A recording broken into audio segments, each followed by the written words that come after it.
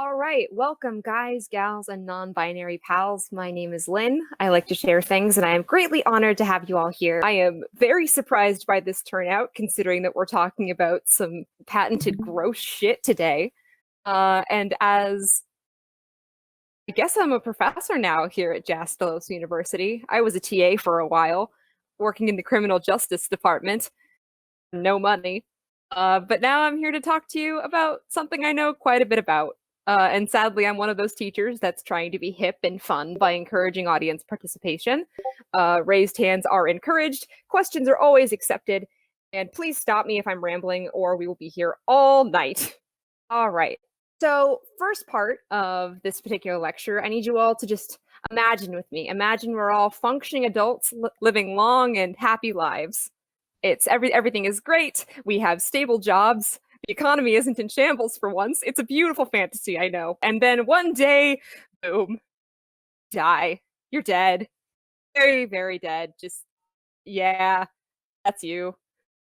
Now that your soul has departed this mortal coil, bound for the big bad GameStop in the sky, or more likely downstairs to party with the rest of the heathens, what is left of the you that would usually be passed into the hands of the local coroner or medical examiner's office, elected and educated officials who process, tag, and determine your death before sending you on your way? Hey, Prof, how did I die? You were hit by a... Too much detention. Okay. Too much Danganronpa. Killed you. Anyway.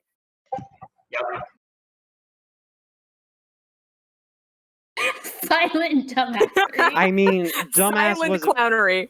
Dumbass is a very powerful image. We all understood you on a spiritual level, but on an audible level, we were having more trouble. Oh, I'm gonna die. I have to leave now.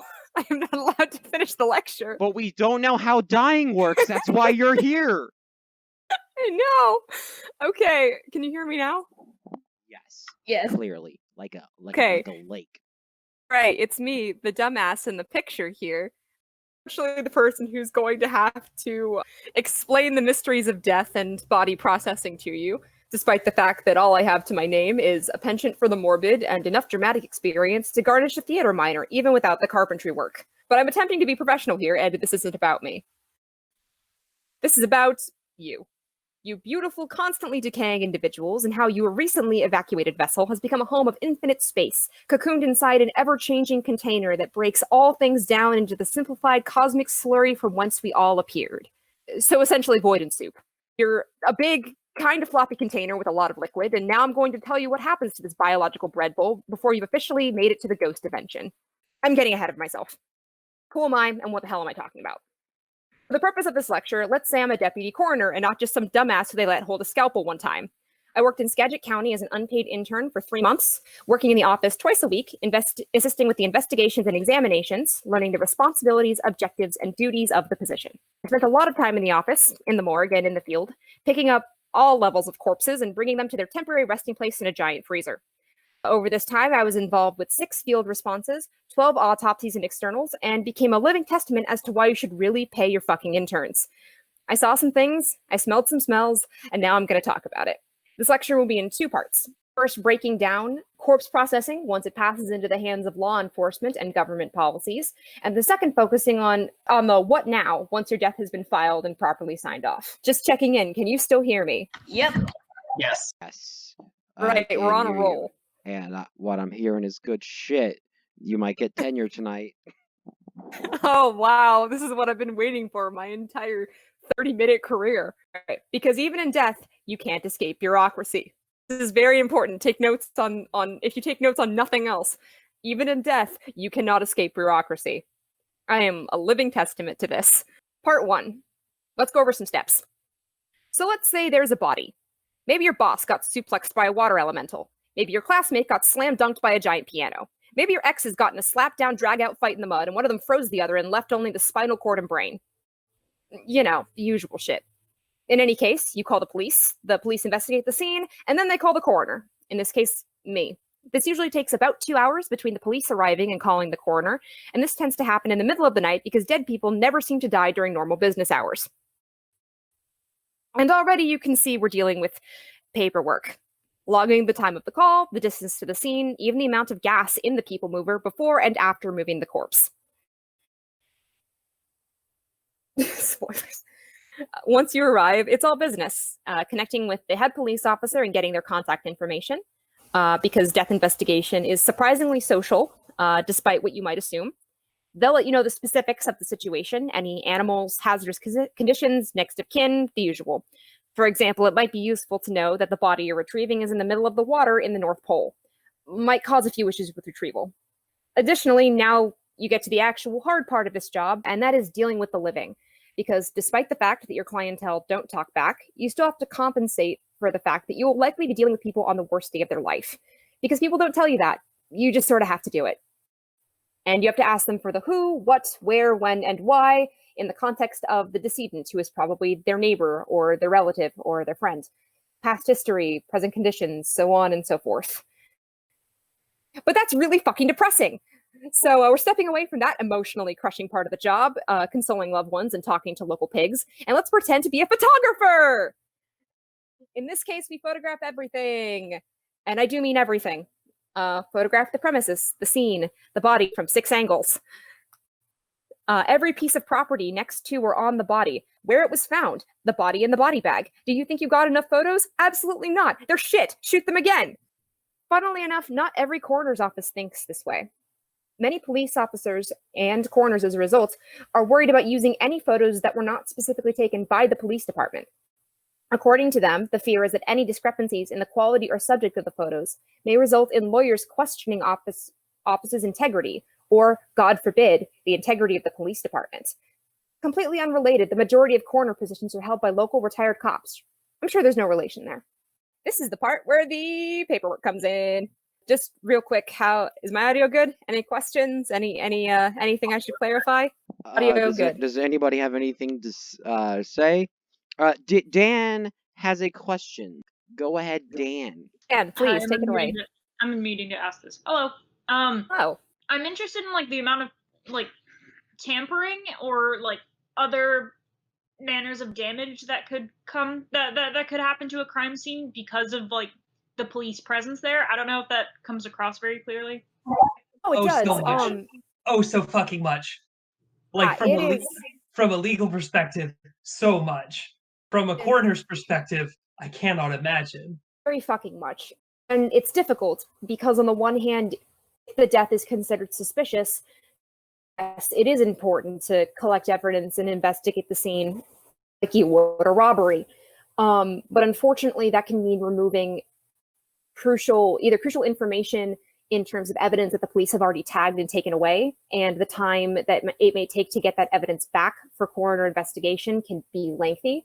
And in addition, things like disturbance to the scene, which can tell you a lot about what might have happened to a person, might be wiped away by police presence. Additionally, I actually don't know if I have it in here, but another big thing is that police have a tendency to really want coroners to show up, take some pictures, and leave, and get the bodies processed as quickly as possible, particularly when they are people of color or LGBTQ people, and really don't want those deaths marked as suspicious in any way, shape, or form, which is a problem.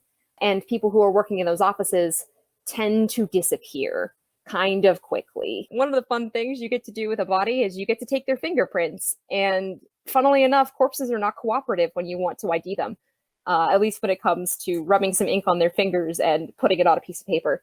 Beyond that, you have property, which is anything, it's defined as anything that is found on the body, not including clothes, and directly near them. This can include wallets, ID, packs of cigarettes, spare change, all kinds of stuff. All the property is inventoried and then kept along with the body in a special sealed bag.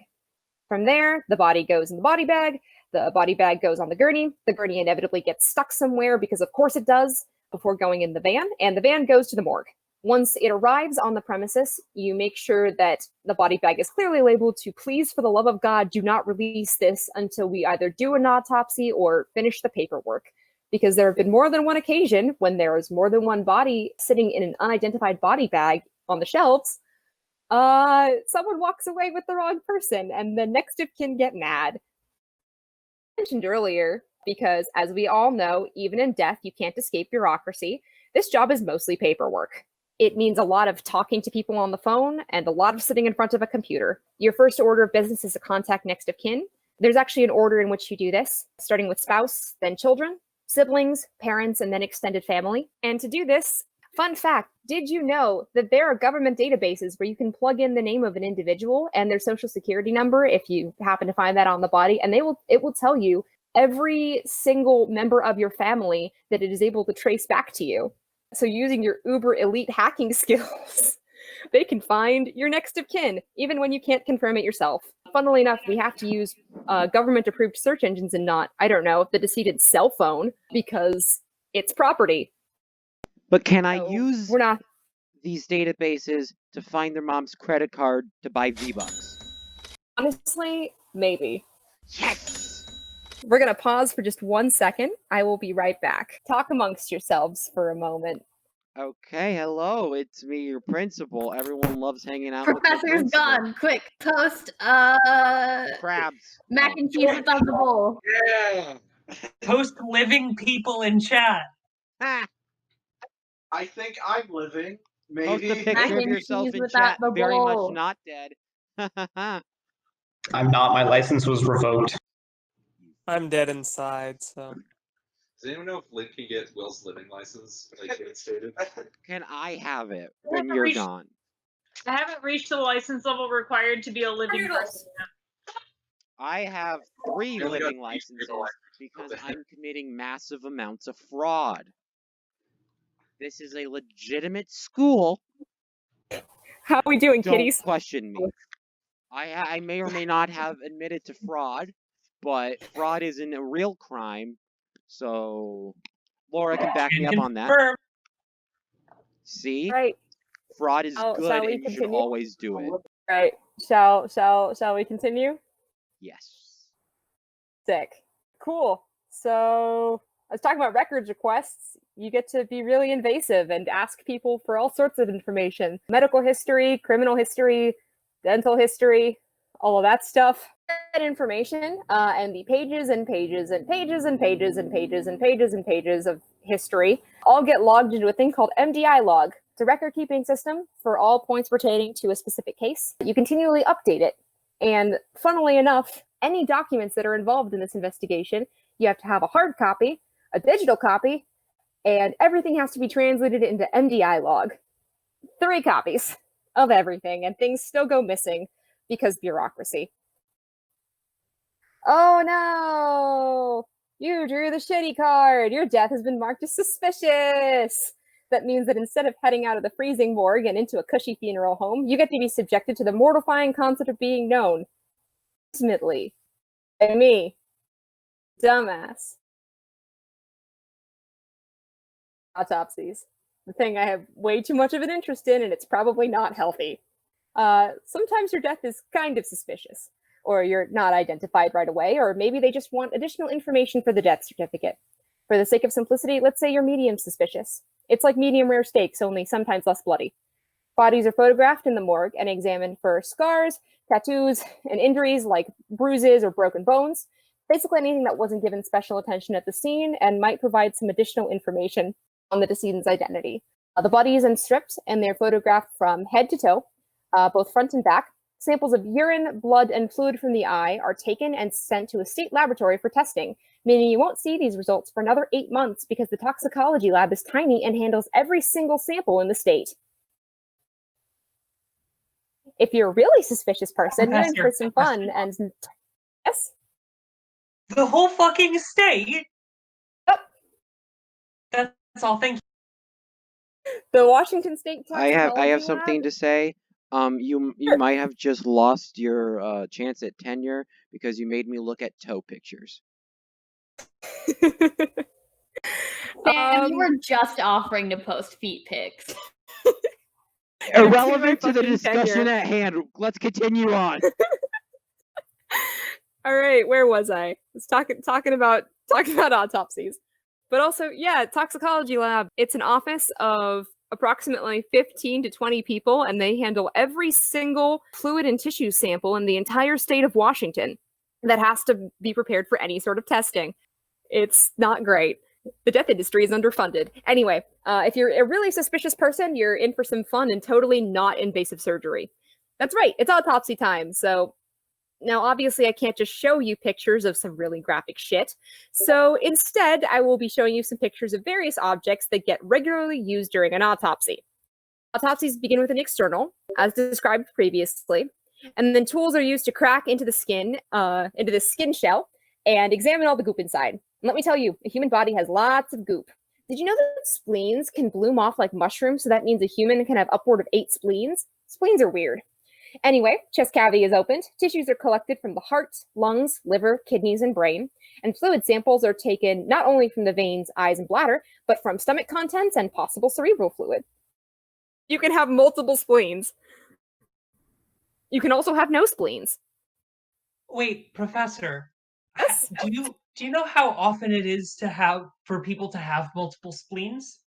I have seen of the autopsies that I performed, I saw 2 people of the 6 that we did a full autopsy on that had upwards of 2 spleens. They just sort of blew off and did their own thing.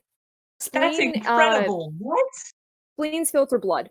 They are used to essentially filter blood and trap toxins, because sometimes we ingest some bad shit. And people have lots of them. Sometimes, yeah, and sometimes they don't have any. You don't know it until you're dead. Yeah, they're definitely part of the same sort of system. The hepatic system does include connections over to the liver as well. Yes, Sophie. How do you get more spleens? You're born with them. Sometimes cells will divide and it will just bloom off and do its own thing. It's kind of the same way you get benign tumors. Stuff will just grow and you won't know that it's a problem because it's inside you. Is having multiple spleens an optimal build? No, I would argue having... You're welcome, Sophie. Will, in answer to your question, optimal build, 3 lungs. Final answer. But yeah, we use all of those different items that you're seeing on screen are things I use regularly in autopsy. It's great. You did it! You found it! Let's see. Once they've all been chopped up and sampled. For those who don't you're back. The luxury of looking at our chat, polysplenia was just posted. The Wikipedia. Thank you very much, Professor Laura. According to a very cursory Google search, polysplenia, the medical condition associated with having multiple spleens, is present in between 15 to 30% of children. As you age, it becomes more likely that one of your spleens will grow to encompass more spleens. But as children, and we hope we don't have to do a lot of research on polysplenia in children, it appears that it is far more common. And then your spleens can grow and just become one big one. They fuse like Dragon Ball. Yeah. That is very interesting. Isn't it nuts? And I don't like the research that I've just done on polysplenia. Sorry for making this so much worse. Where was I? Tissues. Tissue samples get preserved and put into plastic cassettes for histologists to sample and review. They get put in a really fun preservation liquid that looks like water. It is definitely not water. Additionally, from there, organs are bagged and placed back in the chest cavity, and then the poor little intern has to sew up a refilled void sack and place them back in the freezer. Additionally, police officers have to be present for autopsies in the case of discovering additional evidence, and it's a great opportunity to flex on cops that you're stronger than them because you can handle holding a scalpel and they can't. Anyway, once all that is said and done, your death certificate has been filed, everything is hunky-dory. We're back to you, and your end-of-life plan, as it were, your intent for the return of your atoms to this earth. Let's talk about what to do with your bread bowl. So, you have a couple of options. All right, so you have a few options when it comes to disposal of your bread bowl. You can bury your remains of the day. Burial was, for a very long time, the most common way of disposing of bodies in the United States. Recently, it's becoming more eclipsed by cremation, and that is largely due to the fact that the funeral industry, particularly the burial industry, is expensive as fuck. This can include paying for a plot, paying for a funeral, paying for a coffin. Did you know there are coffin scams where coffins are being sold upwards of $11,000 just because? And additionally, your family is the one who has to pay for this. And if no one comes to claim you, then the state will have to pay for this, which, I mean, don't get me wrong, make the state pay for things. But it can have some pretty long-lasting ramifications if body disposal is not. We get coffin dance in the chat. How easy is it to run these scams, and could you help me do it? It's pretty easy to run these scams. Most of them are internet-based, selling to funeral homes, and basically charging the middleman. Okay, cool. However, plots in the United States can be thousands of dollars, particularly in urban areas where there's just no more room in plots anymore. In some areas, like, for example, in Venice, you have specialty cemeteries where people can remain for exactly 10 years before being disinterred, dug up, and buried somewhere else. You can also pay for things like funeral strippers to strip at your funeral. This is expensive. Yeah. You can also do laser light shows. Still expensive. And additionally, improper embalming of the body, as well as additional possibly toxic fluids from the interment, can result in some pretty serious problems for the environment if you're not buried correctly. So let's move on to the next option. Burn the poor unfortunate soul. Yes. I am curious about your thoughts about the status of New Orleans specifically, with their necessity of having above ground graves, and how that might pertain. It has to be awful. I mean, yes and no. Mausoleums are already, and so there is a precedent for having tombs that are above ground, or basically anything that isn't putting someone directly in the dirt. However, there is that question because people don't like the idea. Just we as a culture are very averse to having death be front and center in our everyday lives. Yes, I am talking about that one, Dan. I love Caitlin Doty. And one of the things that she actually brings up is that we as a culture are so averse to having death in our everyday lives that if people want to continue to be buried, people are suggesting we bury people up and using, the skeletons of like old disused, parking complexes, or building them in such a way where you essentially are having an upward mausoleum instead of downward. Catacombs that are above ground and stretch up like a skyscraper instead of serious amounts of space. And people think that's horrifying because people think of it as, at least in the West, consider that to be, a constant reminder instead of getting to go to a cemetery and look at someone every once in a while. So yeah, an additional part of that is because of the lack of space, and at least in the West, we come to cremation, which is becoming very quickly the #1 death process in the United States. It can still be kind of expensive, though nowhere near as expensive as a funeral, depending on where you go. And as of right now, the biggest concern that comes with it is the environmental impacts of burning a lot of people very quickly. In particular, the concern comes from mercury fillings and other foreign metals that are unknown to funeral directors before they put someone in the furnace. And as a result, it can contribute to quite a bit of atmospheric, let's say, disturbances. Any other questions about cremation? Fun fact, you don't actually turn to ash, you turn into basically organic carbon that's all bits and pieces together, and then you get put in a blender, and then that becomes ash. I am glad you asked, Griffin, because the third option, now legal in the state of Washington, compost the mortal coil. It's my favorite. Return your body to the earth. Take that soup and just feed it to the ground. There are several projects currently. Some of them are for donating to science, some of them to FBI. There is just an entire human death project that focuses on finding essentially the perfect combination of nitrogenous and carbon-based matter with which to compost a human body. This can take anywhere from 3 weeks to a month, and your body will be carefully laid out in a private area away from wildlife and slowly turned into compost or simply left to return to the earth. Gaia does indeed crave the soup. You are made of some tasty, tasty amino acids, proteins, and carbohydrates, and she wants them back. As you can tell, I'm a very big fan of this. I think it is easily the most eco-friendly, as well as a good way to kind of bridge the gap that a lot of people have when it comes to talking about death and dying. A huge proportion of Americans in particular don't have a death plan. And more Americans are dying by themselves, particularly the senior population. And with this new pandemic on the rise, it's becoming more important that people understand how the death industry works, both in processing and in planning for the purpose of moving forward. Yes. My question is, how do you feel about donating bodies to science? That sort of deal, like limb donations and becoming a medical cadaver.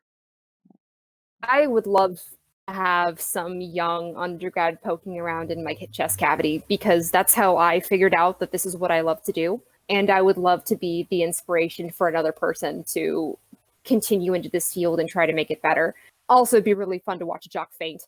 I like to think that I would get to to be involved in that as well. But I think it's important. I think there are a lot of scams currently when it comes to donating bodies to science. But I think it's something that should be definitely more celebrated and practiced, because it's important. A lot of medical schools don't have enough cadavers to handle the influx of graduate students they have coming in, so they don't even practice on a person until they make it into their first operation or their first clinical, and that's a problem, a really concerning one at that. So yeah, big fan of it. So yeah, what did we learn today?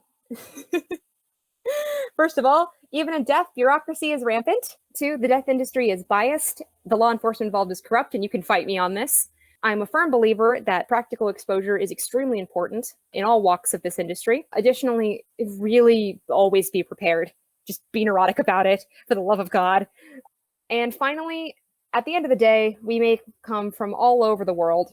At the very least, this server is full of people from all over the country. But when it comes down to it, we are all simply vessels with a lot of air and a lot of matter. And so as a result, we as humans are essentially mostly void, partially soup. Any questions? Feel free to unmute.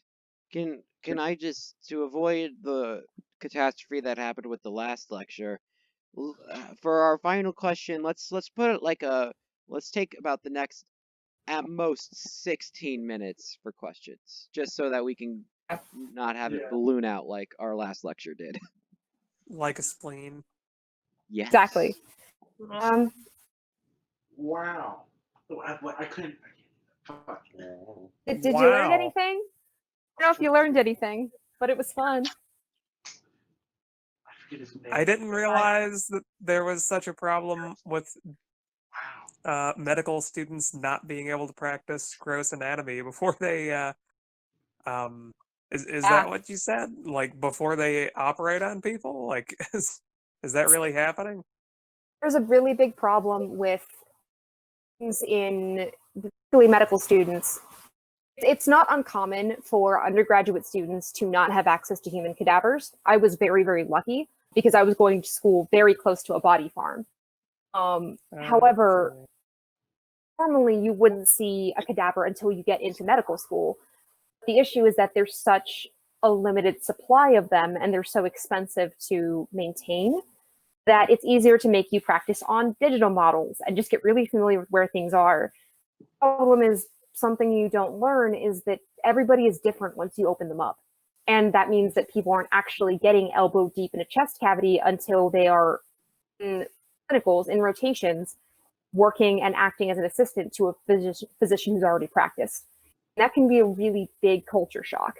Yeah, okay. See, I had planned on getting composted or something like that, but that kind of tips me further in the direction of donating my body to science. There's a really great book. It's called Stiff. Oh, hey, I read that this year. It's about the fate of what happens to corpses when they are donated. And you can be used for all sorts of things. Yeah, see, that's a concern I have, because I would want it to be used for something good. You know? I mean, for the most part, they are. Like, I mean, they're used to. I mean, in some cases, yeah, it's less than great. Sometimes they only use pieces of you you're still being donated to science, but you're not being used as a full cadaver. So they might just, test the effect of something on your hands. They might test something specifically on your head. There was a project I read about that was looking at the impact of like shock on human legs, and they just had a bunch of legs in a lab. There are a couple of schools that will specifically take your body if you request to be given to them, but they have to be medical schools that have a body processing part of their facility. So like OHSU has a body farm where they will take cadavers in, get them ready for use, and then send them off to different places. Yeah, I mean, I'm not worried about like the dignity of my body or anything like that. I don't mind if I get chopped up. I just don't want to be used for anything I might not like agree with. Yeah. No, I get you. And for the most part, things that are like industries that are using cadavers, some of them are like the auto industry. Some of them are, testing safety things. It's not like you're being sent out to the military to be used as like, a target. Yeah. If anything, you'd probably be donated to somebody who's trying to test out like for me, for example, like my Asperger's are weird shit that I have with my body. Like, oh, I have weird mutations in how my bones grew, and that causes some fucking just injuries that shouldn't be possible for most other people, but aren't for me. So they'd probably be looking at what the hell caused this. Like, exactly. Yeah. You can also see, I mean, it's a big reason why I'm an organ donor. If you die suddenly within a certain situation, your organs can get passed on to other people, and I think that's really cool and important. And me. I have a question. Can we get back to body farms? What are those? Please? Please? You're just screaming in chat asking about body farm. A body farm. Those listening to the recording. Body farm has a couple of different definitions. So the one that I'm referring to is specifically a facility that prepares and distributes medical cadavers. Okay. You All right, just have a lot of preserved people. Body farms can also refer to places where they're testing natural decay. So University of Tennessee has a body farm on their premises where they just take cadavers out and they leave them to decompose. Because it's how we have a frame of reference for what bodies look like after they've been dead for a certain amount of time. So you literally like take a look at, John Doe over here and you walk through the body farm and you're like, oh, this guy's been dead for 3 weeks and he looks pretty similar. We can put time of death at approximately 3 weeks ago. Police procedurals that tell you time of death is between this hour and this hour, that's bullshit. What about it is bullshit? You can't give a definitive time of death outside of situation. Like, for example, I investigated a car accident where the car made impact with the tree and it stopped, the battery, but the clock was still stuck at the point where the tree made impact. Is the only reason why we knew what the time of death was. You can't actually predict just because bodies will decompose at varying rates. Everybody is different. There is no guarantee this is a time a person died unless someone was there to confirm it. Got some crazy carbon dating shit going on that in my case I doubt many people do. You can't carbon date my bones. Someone will carbon date your bones. Don't do that. Don't do that. Don't do that one. All right, anything else? Wait, I have a follow-up to my earlier question. So, what's the standard procedure if they only use a part of your body when it's donated to science? I mean, does the rest of it get cremated or just Oh, usually, with any body that is donated to science, what will happen to it is once it has been used for its purposes, everything, including the parts that weren't used, get cremated and sent back to the next of kin. In medical schools, it's considered a very big deal. Particularly in other cultures, it's treated like really big, very ceremonial kind of deal. Like you meet the family, you use their real name. At least in the West, they're just a number. They're a serial number. But for some people, it's a very important thing, and it's a cultural deal where if you're going to bury someone, all of their parts need to be together. I see. Okay, but that's just interesting to know. Yeah, no, I mean your remains will eventually go back to your family. They just may be. I mean, they're all. It's going to be ashes, but I got to wrap up. One more question, then we should be good to go. I had a question earlier. Kind of weird.